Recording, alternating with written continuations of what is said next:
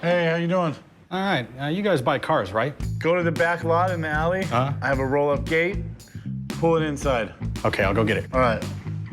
I like it when people bring cars to the shop, because generally, I get to take them for a spin.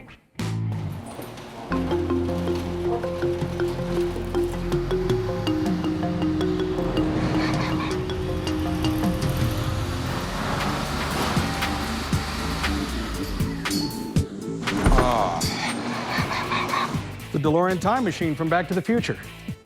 You gotta see this thing in the dark. Pow! Awesome.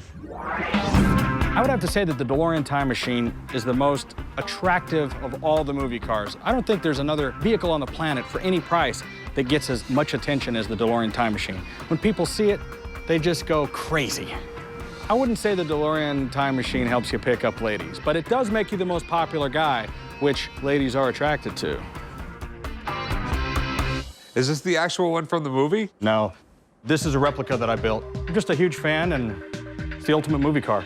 What possessed you to build this? When I was a kid, I saw that car fly away at the end of the movie, and I've been in love with it ever since. And when I was old enough, I bought a DeLorean and just started tinkering with it, and after about 10 years, you end up with this. Okay.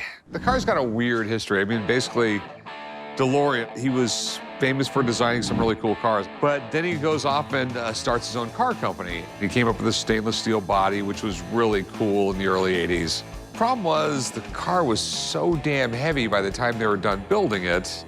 But it wasn't designed to be a fast supercar. It was meant to be unique, and the DeLorean car itself is a small portion of what this prop is. You know, when you see all of the lights and all of the things that are attached to it, it takes you back to that time when you saw the movie and how you felt when you were a kid. Man, this movie was awesome. Doc had the DeLorean. He was figuring out how to travel in time, but he called up Marty to come down and talk to him. They hop in the DeLorean and they just go back in time. And then from there, he was just trying to fix the chain of events that he had screwed up. Okay. Normally, I go check the car out, but I don't know what I'm checking out. Well, come here, I'll give you the tour. Well, inside the car, you have everything just like it was in the film. You have the time drive switch, of course, the flux capacitor, which makes time travel possible. You have the time circuits. You can punch in any date. Let's go back to the day Rick was conceived and stop it from happening. So what's all this back here? Let me show you. A lot of these parts are military aircraft parts, custom-made aluminum. This, of course, is the famous Mr. Fusion, which is made out of a coffee grinder. You know, the filmmakers just kind of had to cobble together whatever they could find. So it's got the original motor? Unfortunately, yes, it has the original DeLorean engine. Okay, just about every car in the world on a vintage car, you want the original motor, except this was just such a bad motor. Ooh. It wasn't really known for its reliability. Can we take it for a spin? Sure. All right, Chum, open up the garage. Let's take this thing for a spin. Oh my God, I've never let anyone drive this car, not even my mom. I don't feel well. This guy fixed up a DeLorean to look like the one from Back to the Future. Now we're gonna take it for a spin to see if it drives as good as it looks. October 26th, 1985, let's go. This is cooler than the Batmobile, Rick. Why are we driving this? All the buttons work.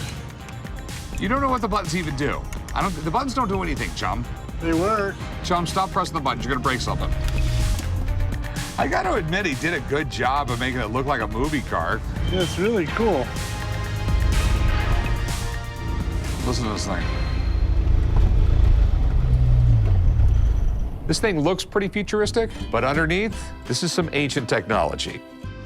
Yeah, this thing lost its appeal, Rick. It's hot, slow, and it smells like gas. Yeah. The downside is it rides just like an old DeLorean. But there's plenty of upside. It grabs your attention, and it has that nostalgia factor. Judging from the looks we got, someone's probably gonna want this. Quite the ride. How was it? I mean, visually, it looks really, really cool. Mechanically, it's a little rough. I wouldn't imagine anybody was gonna drive it anyway. It was mostly about the props. So how much you want for this thing? I've seen cars of this caliber sell for upwards of $100,000. Whoa. Okay. What do you want for it, though? How close to that number do you think you can get? Like 10 grand? I get $10,000 worth of time circuits in the dash. Even if it was a stock DeLorean, it'd be worth twice that much. A stock DeLorean that ran good and didn't have a lot of mechanical problems. How many time machines have you ever seen? You gotta come up a little. 80? No. I will give you like 10 grand for it, and I'll try and do something with it. I know you got a gazillion man hours into it and everything like that, but to get it mechanically right, it would cost you more than the car's worth. The original time machine would probably go for several $1 million. So based on that, I would have to say that an almost exacting replica of it has got to be a decent fraction of that. It's sort of like this. You take a Picasso, then Chum Lee right here draws something that's almost identical. I can do it. How much you want to pay? You know, that's just it. There's the original, and then you have this. Think of the draw of putting it in the store.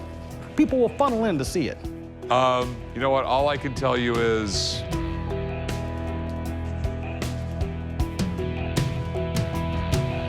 thanks for bringing it by. You're going to find very few people in this world willing to spend money to buy a replica time machine. Well, thank you. All right, thanks for coming by, man. Let him out, chum. This is cooler than the Batmobile I saw, man. I'm not too upset I didn't sell the car, because quite frankly, I'm in love with that thing, and I hope that the person who does buy it is a true fan like me, and they really appreciate it. You never know what the future can hold, but with this car, I do.